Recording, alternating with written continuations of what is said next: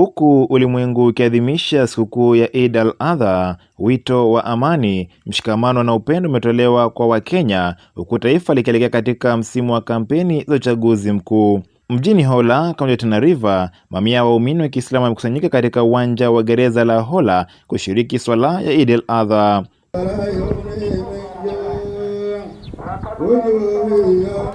Allahu Akbar. Viongozi wa dini pamoja na viongozi wa jamii wametoa wito kwa wananchi kujiepusha na kauli za chuki na uchochezi ambazo zinaweza kuvuruga amani ya nchi. Badala yake, Wakenya wamehimizwa kudumisha umoja, kuheshimiana na kuendeleza upendo miongoni mwa jamii tofauti wakati taifa likiingia katika kipindi cha kisiasa. Mwenyezi Mungu Subhanahu wa Ta'ala katika majina yake ni Assalam, maana yake amani. Na amani ndo kitu ghali zaidi, ndo kitu chenye thamani zaidi, ndo kitu ambacho kikosekana kunakosekana kila kitu. Na Mwenyezi Mungu Subhanahu wa Ta'ala ametutahadharisha watu kutamka maneno ambayo yatawafanya watu wagongane.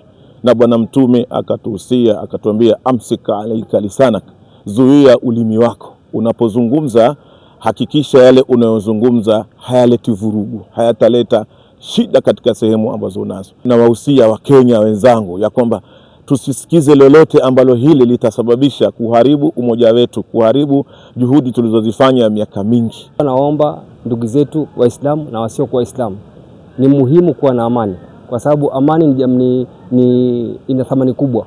Kama si amani tusingekuwa mahali ambapo tuko saizi hapa. Kama si amani tusingekuwa katika ibada. Kama si amani tusingekuwa katika biashara zetu. Jirani ana haki zaidi kwa ule ukaribu wake. Kwa hivyo nasaha yangu kile utakachotengeneza pale nyumbani pia uwagawanyie majirani kwa ajili ya kuchunga haki ya jirani. Dennis Maithia, KYTV, katika uwanja wa gereza la Hola, kaunti ya Tana River.